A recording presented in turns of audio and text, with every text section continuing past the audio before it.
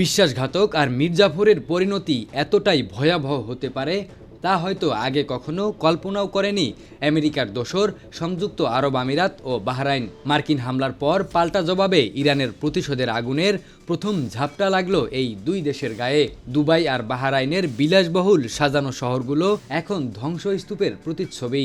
খামেনির যোদ্ধাদের নজিরবিহীন এই ক্ষেপণাস্ত্রের হামলায় কেঁপে ওঠে পুরো মধ্যপ্রাচ্য।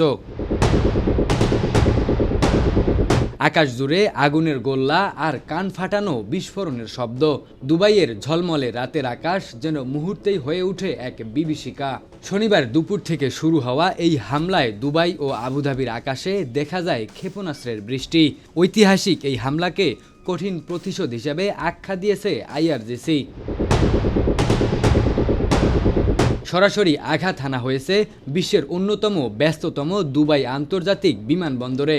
স্থানীয় সূত্র মতে ইরানের নিক্ষিপ্ত ক্ষেপণাস্ত্রের আঘাতে বিমানবন্দরের একটি টার্মিনাল মারাত্মকভাবে ক্ষতিগ্রস্ত হয়েছে।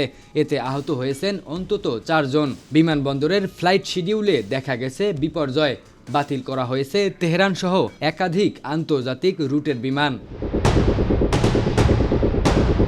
ইরানি ড্রোনের হাত থেকে রেহাই পায়নি দুবাইয়ের অন্যতম আইকনিক স্থাপত্য বুর্জ আল আরব। বিলাসবহুল এই হোটেলটির উপরিভাগে ড্রোন আছড়ে পড়লে দাউ দাউ করে জ্বলে ওঠে আগুন। পর্যটক আর বাসিন্দাদের মধ্যে ছড়িয়ে পড়ে চরম আতঙ্ক। হামলার আশঙ্কায় মুহূর্তের মধ্যে খালি করে ফেলা হয় বিশ্বের সর্বোচ্চ ভবন বুর্জ খলিফা। কৃত্রিম দ্বীপ, পাম জুমেরেহ এবং জাবেলি আলী পোর্টের মতো গুরুত্বপূর্ণ কৌশলগত এলাকাগুলোতেও বড় ধরনের বিস্ফোরণের খবর পাওয়া গেছে। আবুধাবির জায়েদ আন্তর্জাতিক বিমানবন্দরে ক্ষেপণাস্ত্রের আঘাতে এক এশীয় নারী নিহত হওয়ার খবর নিশ্চিত করেছে কর্তৃপক্ষ। সেখানে আহত হয়েছেন আরও অন্তত 7 জন।